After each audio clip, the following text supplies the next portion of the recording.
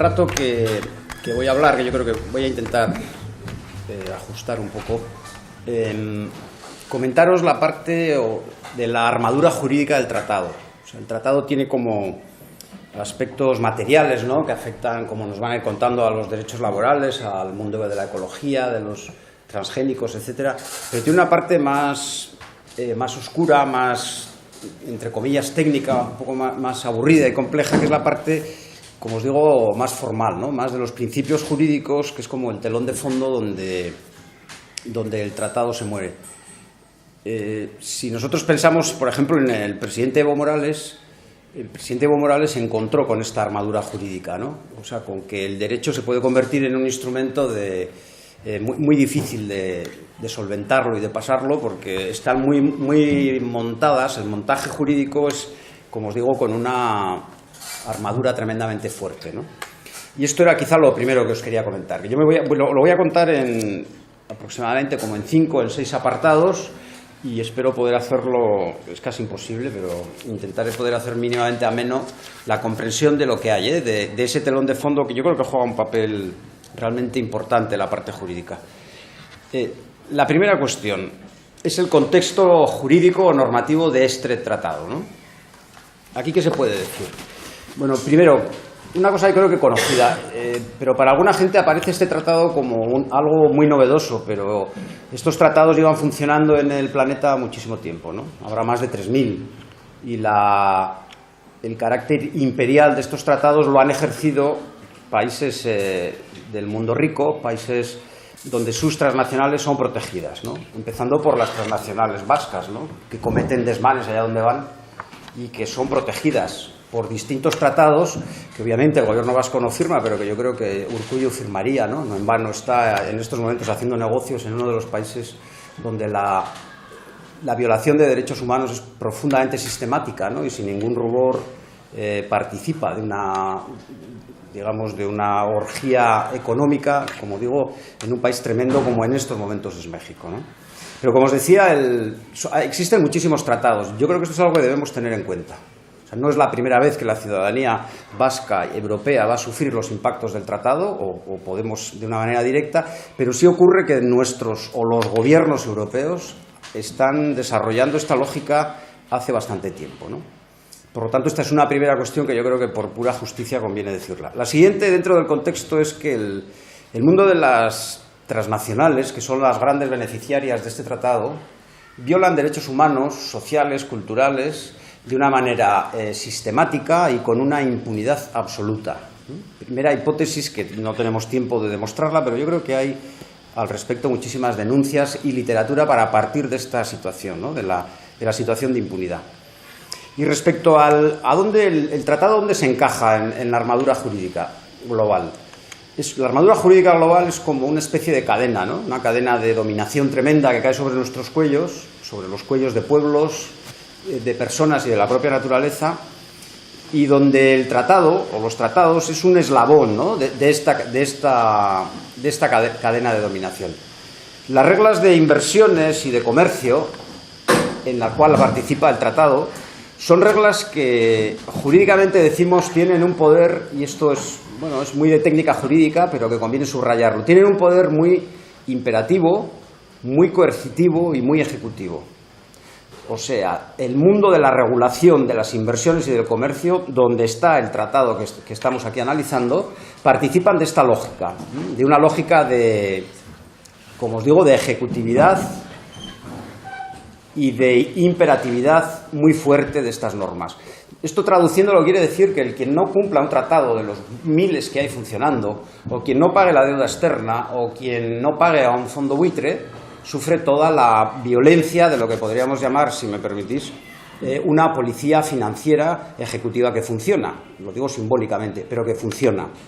Porque llegan los bloqueos, llegan las sanciones, llegan los embargos. Por lo tanto, en el ámbito internacional, ahí está el tratado. Y esto lo cuento porque hay que colocarlo en función de una palabra que yo la repetiré, que es la asimetría, ¿no? ¿La asimetría qué quiere decir? Que esto que se protege muy fuerte, con una armadura muy imperativa, no ocurre con los derechos sociales, con los derechos de los pueblos, porque estos derechos están tutelados en un derecho internacional de los derechos humanos que es tremendamente frágil, ¿no? No hay quien pueda colocar en una balanza a un tratado de comercio como el que estamos hablando y a un convenio de la OIT. O sea, la balanza se dispara en esta situación, ¿no? Si Colombia asesina sindicalistas en su país, por mucho que haya un convenio de libertad sindical ratificado por Colombia, tiene mucha carga moral, en el mejor de los casos, pero no tiene eficacia jurídica. Y esto es profundamente asimétrico, ¿no? Porque esto quiere decir que a la empresa transnacional no le controla nadie. Porque la otra cuestión es, si el derecho internacional no funciona en esta asimetría, ¿cuál es la otra posibilidad de controlar a las transnacionales que se van a servir de este tratado? La otra posibilidad son los países donde la empresa transnacional va. Pero estos países, ¿no?, son países normalmente sometidos a lógicas neoliberales, donde la pista de aterrizaje de la transnacional es muy cómoda y donde la transnacional no sufre ningún elemento de control. Por lo tanto, esta es la primera idea, ¿no?, el contexto jurídico donde este tratado aparece. Este tratado forma parte de ese bloque de protección. Y los derechos de la ciudadanía de Euskal Herria y de Europa vamos a pasar a formar parte de esos derechos que se mueven en la fragilidad. Y esto provoca, como os digo, una asimetría que conviene tenerla muy en cuenta porque de alguna manera es el contexto jurídico donde engancha el tratado. Claro, ¿qué ha hecho Evo Morales? El presidente Evo Morales y su gobierno ha denunciado todos los tratados. Esto es bien importante. O sea, los ha denunciado. De alguna manera, denunciar quiere decir que los quita de encima de la mesa. Ha quitado los tribunales arbitrales, de los que hablaremos, los quita de encima de la mesa. A partir de ahí, el mecanismo de regulación, con todas las dificultades que tiene el presidente y el gobierno de Bolivia, va a ser la legislación nacional, la soberanía nacional, la que va a intentar regular, con limitaciones, pero va a intentar regular los mecanismos de comercio y inversiones. En este lugar, primero, ¿no?, del contexto del tratado, quizá nos quedaría una última cosa, que yo no quiero liarla, pero conviene también ir fijándola, ¿no?, y es que dentro de esta asimetría, de una balanza tan asimétrica entre un bloque de normas y otro, en vez de avanzar hacia el reequilibrio de la balanza, todavía se distancia más, con una categoría que quizás os suene, que es la responsabilidad social corporativa o la responsabilidad social empresarial, ¿no?, que son reglas voluntarias, es una buena cara de las empresas, es algo sin exigibilidad jurídica, donde las empresas, como saben que violan derechos humanos a lo largo del planeta, derivan sus obligaciones. Es decir, es un mecanismo técnico que, lejos de ser una buena práctica de la ética empresarial, forma parte de la cadena esta diabólica de dominación. Por lo tanto, este es el primer punto. El contexto, podríamos hablar mucho de este asunto, pero lo dejamos ahí. Es el telón de fondo del tratado. Entrando ya en el tratado en concreto y avanzando respecto al telón de fondo, la siguiente cuestión a tocar, y yo creo que esta es muy conocida, pero no por eso no hay que subrayarla, es la falta de legitimidad democrática del tratado.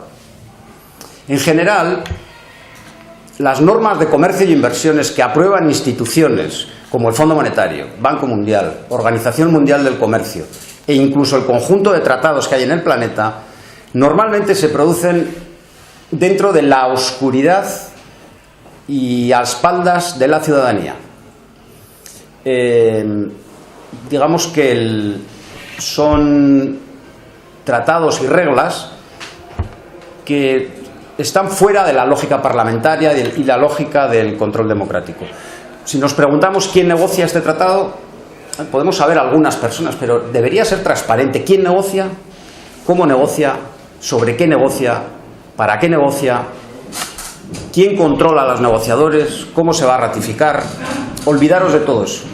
Esto está en manos, digamos, de círculos de poder, no solo de tecnócratas, sino de círculos de poder y de los lobbies transnacionales o de los lobbies empresariales. Por lo tanto, digamos que la idea de la necesidad de la confianza, la necesidad de la privacidad por parte de los negociadores, es un poco el argumento que se utiliza, ¿no? No, primero tienen que negociar, porque son cosas muy complicadas. Cuando ya esté todo el paquete amarrado, lo pasaremos a ratificación del Parlamento Europeo. Pero digamos que en el trámite no tenemos nada que decir. Y esto yo creo que es una cuestión importantísima. Carece de legitimidad democrática. Sin embargo, la decisión que está tomando va a afectar a millones de seres humanos. Y por lo tanto, es una descompensación profunda que yo creo que a esto se añade el que el marco institucional establecido en la Unión Europea, que es de lo que voy a hablar, Bueno, es un marco institucional donde el sistema de separación de poderes y el Parlamento Europeo no es un parlamento al uso. Digamos que el tratado está de la mano de la Comisión y del Consejo, y el Parlamento Europeo, según han decidido, se le cuenta cuestiones a pildorazos. Ahora que ha salido un poco más la presión popular, se ven un poco más obligados a decirle alguna cuestión, pero de alguna manera, técnicamente, lo que le va a llevar al Parlamento Europeo es: este es el tratado, usted vota sí o usted vota no. O sea, rompe digamos, el camino, ¿no? El íter de cualquier legislación parlamentaria, que hay enmiendas, que hay propuestas, que hay conocimiento de qué ocurre. Digamos que esto en este tratado y con respecto al Parlamento Europeo no ocurre. Por cierto, están cometiendo una ilegalidad, entre tantas, ¿no? Pero una ilegalidad en su propia legalidad. O sea, el Tratado de Funcionamiento de la Unión Europea exige que la firma de tratados internacionales debe hacerse con transparencia, con debate y con conocimiento del conjunto de los parlamentarios, tema que desaparece. Esto de por sí ya es gravísimo, pero a esto hay que añadirle otra cuestión, y es que no es que la ciudadanía esté fuera de todo el control de lo que está pasando en esta negociación. Es que hay otros sujetos, otros agentes económicos, que no solo no están de espaldas, sino que están negociando los textos, escribiendo textos y presionando textos. O sea, la legitimidad democrática también es todavía gravísima, la falta de legitimidad, porque la presión de los lobbies económicos es brutal. Yo no voy a entrar en cuáles, en quiénes, porque no tenemos demasiado tiempo, pero yo creo que la afirmación está perfectamente demostrable. O sea, los lobbies económicos de las grandes empresas transnacionales, tanto de Estados Unidos como de la Unión Europea, son sujetos activos, en primera persona, de lo que se está negociando en todo este tema del tratado. Participaron ya desde hace mucho tiempo, que tienen las ganas de obtener este tratado, ¿no? Pero de alguna manera, en este momento, yo creo que realizar esta afirmación, como os digo, a mí me parece muy importante, porque no olvidar una cosa: el lobby, ¿no?, económico de una empresa transnacional ejerce poder de facto. Es el ejercicio del poder de facto sobre los poderes políticos, pero que no tiene ningún tipo de legitimidad, ¿no? Las grandes transnacionales carecen de todo tipo de legitimidad jurídica y de legitimidad democrática. Tienen relaciones de fuerza, relaciones de poder, y tienen a las clases dominantes, o son ellas las clases dominantes, y además tienen a representantes políticos que trabajan al servicio de las grandes transnacionales. Cuando oímos que los políticos no pueden hacer nada frente a las transnacionales, es una verdad parcial. Algunos políticos, y los menos, no pueden hacer nada o pueden denunciar, pero la mayoría hacen gustosamente el trabajo que las transnacionales les establecen. Esto es un tema que hay que subrayarlo, porque a veces parece que el poder político secuestra al poder económico, secuestra al poder político. No. O sea, el poder político es copartícipe exactamente de toda la lógica de dominación y de explotación que las grandes transnacionales establecen, como digo, con los lobbies.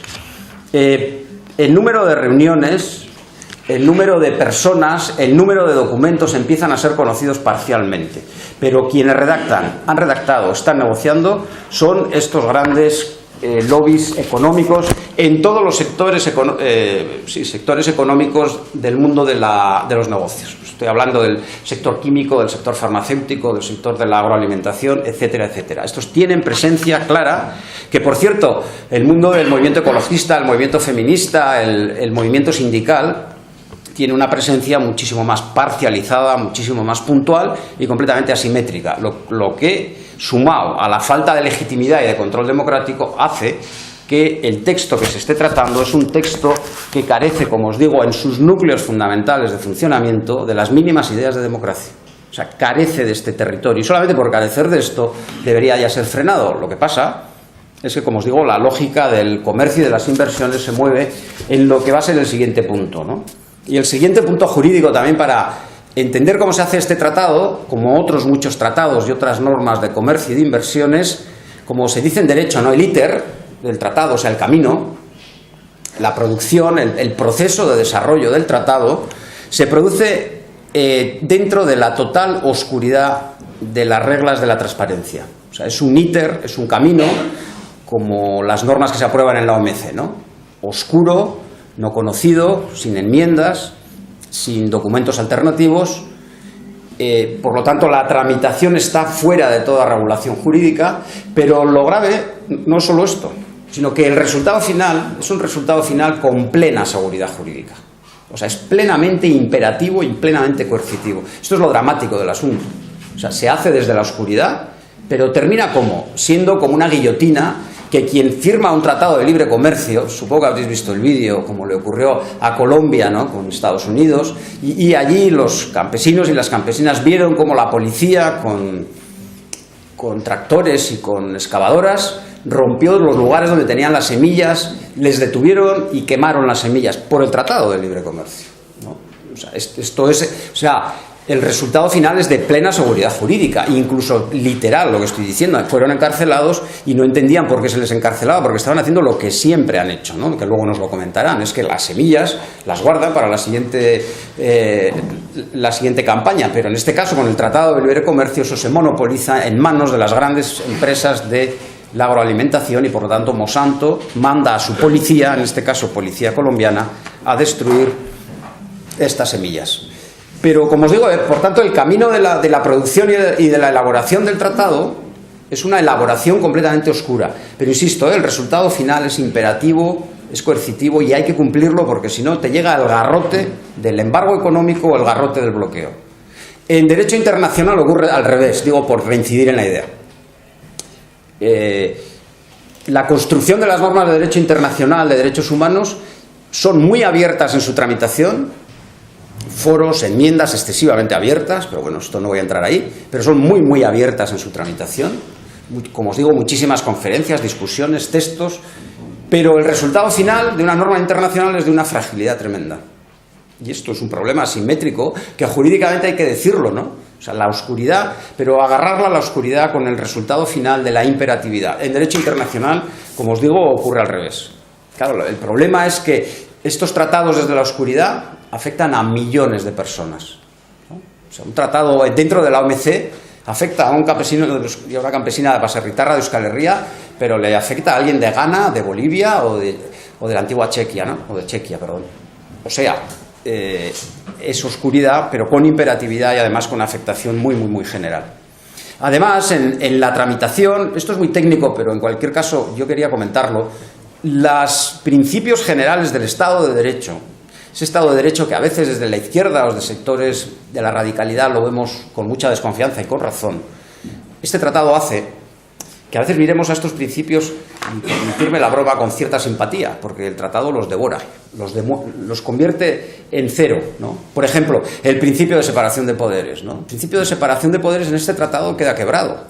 El Parlamento se convierte en el residuo final y se convierten en legisladores, ¿quiénes? Negociadores que no conocemos, no sabemos con qué criterios, sin ningún control y además rodeados de lobbies empresariales. Este principio de la separación se rompe. El principio de la ley como norma general, que afecta a la mayoría, por lo menos formalmente, es que también se rompe. Se está sustituyendo por la contractualización de partes asimétricas. O sea, el mundo avanza más en contratos, y esto se quiere llevar a las relaciones de trabajo, ¿no? En las relaciones de trabajo se quiere cargar todo lo que sea legislación general, convenio colectivo o que sea generalidad, ¿no?, de protección de los trabajadores y trabajadoras. Y se quiere avanzar hacia ¿qué? Hacia la contractualización, que es una palabreja que quiere decir hacia el pacto entre dos. Pero el problema es que es pacto entre dos profundamente asimétricos, ¿no?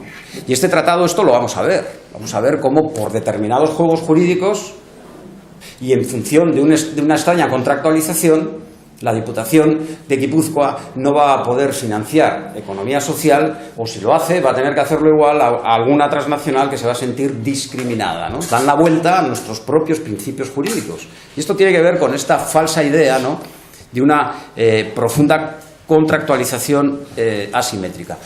En los principios del Estado de Derecho yo podría seguir, pero por ejemplo este tratado está lleno de confusión. Hablo técnicamente hablando, lo que hemos leído. Adrede es la confusión, porque la confusión es para las grandes multinacionales del derecho que hacen lo que llaman ellos creación de las normas desde la interpretación del poder. Por eso la convierten en un tratado lleno de, por un lado, de mucha seguridad, pero con muchísimos huecos de interpretación. Se regula en anexos, hay normas vacías. Se llevan algunas cuestiones, se van a llevar algunas cuestiones a pie de página. Es decir, aspectos muy formales, pero que en el procedimiento son aspectos que tutelan, protegen y blindan los derechos de las grandes transnacionales y afectan a las mayorías sociales, ¿no? Esto requeriría ir despacio, pero hemos estudiado muchísimo la OMC y otros tratados y conocemos bien lo que se llama el ITER, ¿no? El camino del procedimiento de la norma falseado.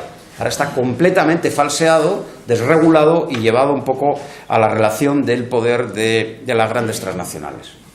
El siguiente principio es el de, a mí me gusta llamarlo el de vasos comunicantes. Es un principio muy, muy puñetero. ¿Por qué? Porque lo que la OMC no ha conseguido, como sabéis, la OMC está parada, ¿no?, por la presión de Brasil y de determinados países, lo que la OMC no consigue, se está consiguiendo por tratados de libre comercio y de inversiones. Y eso funciona como vasos comunicantes. Lo que un determinado tratado, al Acuerdo Multinacional de Inversiones, quienes tenemos años, participamos en su paralización, pero parte de aquella paralización se ha vuelto a meter por otro tipo de tratados de inversiones. Por eso, este tratado hay que unirlo ¿a qué? A, como muy bien se ha dicho en la presentación, ¿no?, al tratado ya de Canadá, pero es que la Unión Europea acaba de apoyar uno con Singapur, acaba de firmarlo, ¿no? Y está el Transpacífico y está el tratado de privatización de servicios, que está ahí callado, pero es una verdadera bomba de relojería. O sea, son piezas, ¿no?, de un engranaje que está claro que tenemos que luchar contra este tratado. Yo no tengo ninguna duda. Y además, globalmente contra el mismo, pero tenemos que tener muchísima atención porque alrededor hay satélites de tratados que funcionan con una fórmula de vasos comunicantes.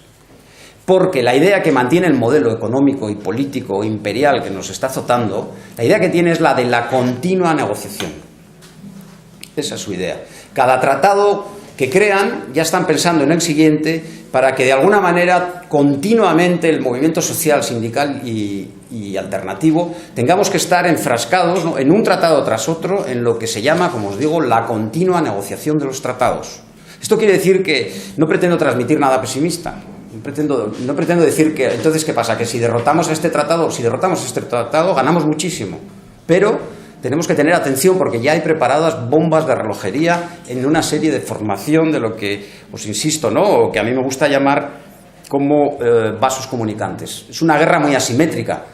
¿Por qué? Porque cada batalla que ganemos, el enemigo ya tiene preparadas otras guerras, otros tratados, que además, si por cierto consigue aprobarlos, ¿sí?, esos tratados que va aprobando son victorias que quedan en lo que se llama la herencia institucional. O sea, al presidente, ya que he hablado de él, Morales, le ha costado muchísimo quitarse de encima la herencia neoliberal jurídica. Le ha costado mucho. Lo va haciendo, ¿no?, pero le ha costado, porque ese es el modelo. Claro, entonces lo que os quiero transmitir que es que hay que tener muchísima atención y que lo que yo creo que tenemos que explicar, y creo que modestamente lo intentamos hacer, es que no solamente hay que luchar contra este tratado, hay que luchar contra un modelo de inversiones y de comercio que es un modelo absolutamente ad hoc y preparado en orden, ¿no?, a los valores de la propia jerarquía y a los propios valores de las grandes transnacionales. El siguiente principio, que también, ya que estamos en la charla, conviene precisarlo, es la combinación de... El tratado combina desregulación, que esto es muy conocido, ¿no?, porque quienes estamos en el mundo del trabajo, en la sociedad de Euskal Herria, estamos sufriendo desregulaciones, ¿no?, de tanto del gobierno vasco como del gobierno central. O sea, la desregulación entendida como el vaciamiento de normas, ¿no?, que protegen a las mayorías sociales. Eso es desregular, ¿no? O sea, lo que haya de derecho del trabajo, de convenios colectivos, desregularlos, vaciarlos, sacarlos del juego de la protección.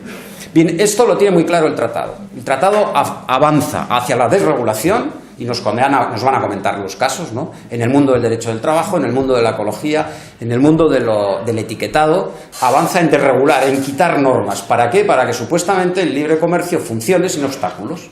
Porque el gran obstáculo, ¿cuál es? Las leyes. O sea, para el comercio y para las inversiones, tal y como está medido, ese es un obstáculo que hay que eliminar. Bien, esto es así, y no me paro mucho más, porque el principio de la desregulación lo conocemos. Pero lo que se conoce menos, y a mí me parece muy importante reafirmarlo, es lo que algunos denominamos principio de la re-regulación. ¿Esto qué quiere decir? Que las transnacionales desregulan sus obligaciones, ¿no? ¿Por qué desregulan sus obligaciones? Porque no van a tener que respetar, lo digo así en trazo grueso, por ejemplo, ¿no?, podría ser los convenios colectivos. O sea, eso es desregular. Y por lo tanto gana la transnacional, porque gana ¿en qué? En precarizar la situación de trabajadores y trabajadoras. Pero re-regular, ¿qué quiere decir?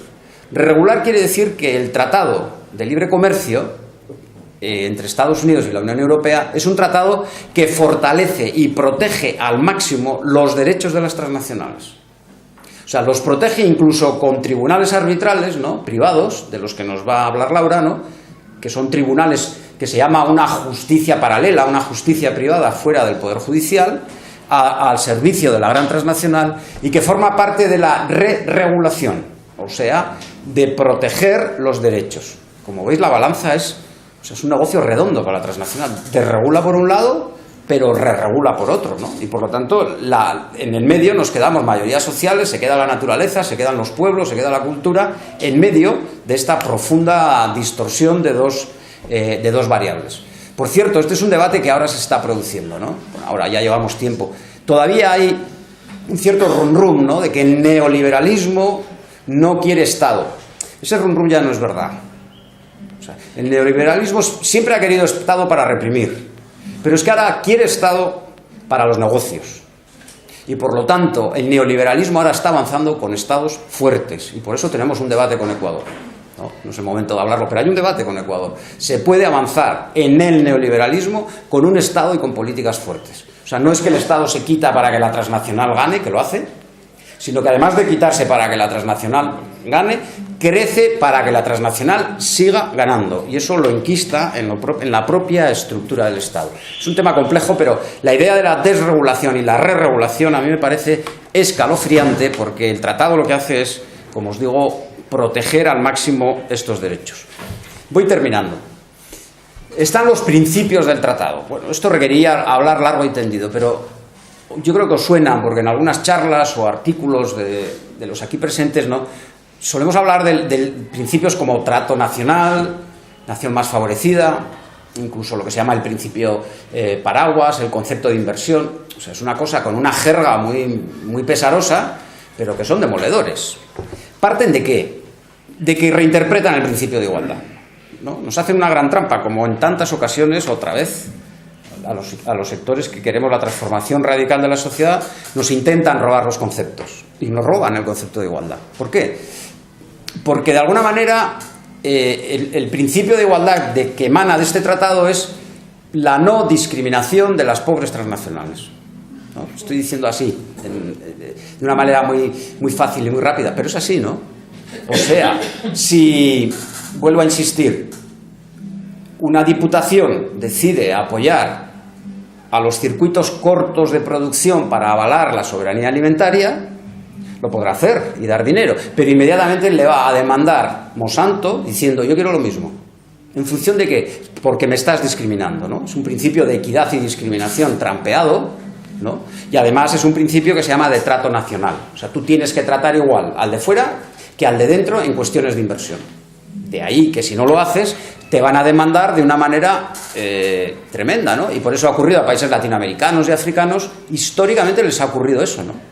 El intento de los gobiernos de apoyar tejidos económicos, la soberanía alimentaria y la soberanía económica, eso que en Euskal Herria nosotros queremos tanto, o sea, podremos avanzar en ese terreno, pero como el tratado avance, nos descuartizan. ¿Por qué? Porque entra el tratado nacional, que además diréis, pues no se cumple. Es que si no se cumple, la transnacional demanda lo que nos va a contar a un mecanismo inversor-Estado para que tribunales arbitrales corten las cabezas de una manera muy fuerte, ¿no? Luego, este conjunto de tratados, de principios, que insisto, no voy a entrar más, pero tienen que ver con eso, con que no se puede, lo digo así en trazo grueso, luego habría que técnicamente entrar, no se puede discriminar a la empresa transnacional frente a las empresas internas del país. Y este es el trato nacional, ¿no? En alguna manera es un elemento que puede ser absolutamente demoledor en la reinterpretación, como os digo, del principio de igualdad. Y otro principio, el del paraguas. Esto más o menos es un principio que se suele decir, que quiere decir en realidad que los estados no solamente pueden ser demandados o se les puede parar en su regulación por discriminar a una transnacional, sino allá donde sus políticas públicas afecten de alguna manera al tratado. O sea, es muchísimo más que no que una transnacional demande al Estado, sino puede ocurrir que una transnacional o grupos de transnacionales le digan al Estado: sus políticas públicas afectan a este tratado. Por ejemplo, el Consejo de Estado francés, en función de la Constitución, ha avalado el que el fracking no entre en Francia. Con este tratado podría ocurrir que las empresas energéticas partidarias del tema del fracking hubiesen atacado a esa política pública? Yo entiendo que sí. Y por lo tanto, como veis, es una quiebra de la soberanía de los pueblos brutal que ya gobiernos como, yo que sé, como el de Mújica, que acaba de terminar en Uruguay, ha sufrido con la Philip Morris, ¿no? Con el tema famoso de la demanda por el tema del tabaco.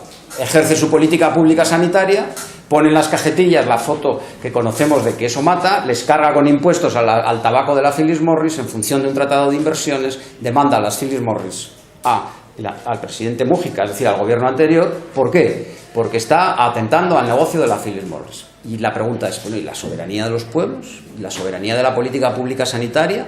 Pero entonces este tratado es verdaderamente una barbaridad. Es que es verdaderamente una barbaridad. Porque podría, en efecto, afectar. Y termino.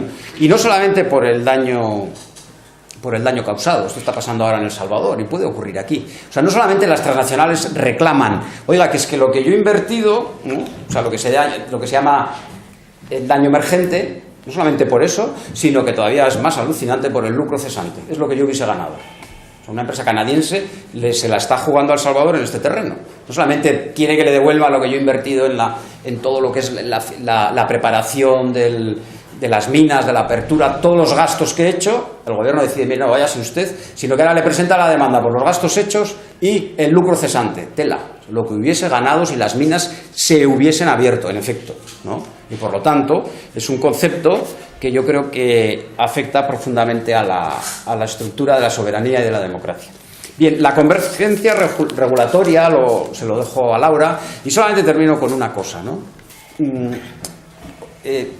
Yo sé que es un poco farragoso y a veces puede parecer un poco oscuro lo que digo, pero cuando nos vayan a contar que corre peligro toda la legislación laboral, o sea, corre peligro por el tratado y porque los mecanismos jurídicos, que yo creo que tenemos que seguir encima de ellos, se ponen en marcha, ¿no? Entonces, al ponerse en marcha los mecanismos jurídicos, estos que aparecen en cláusulas del tratado, quienes hemos leído los documentos, aparecen muchas de ellas al final del tratado de una manera oscura, pero que, como os digo, es un elemento demoledor. La última cosa es un tratado que hay una cláusula que no aparece en el tratado, que la interpreto yo, pero que me parece que en estos tiempos hay que decirlo, es una cláusula que nos dice que este tratado es tremendamente violento. Es la violencia personificada, esa violencia del capitalismo, ¿no?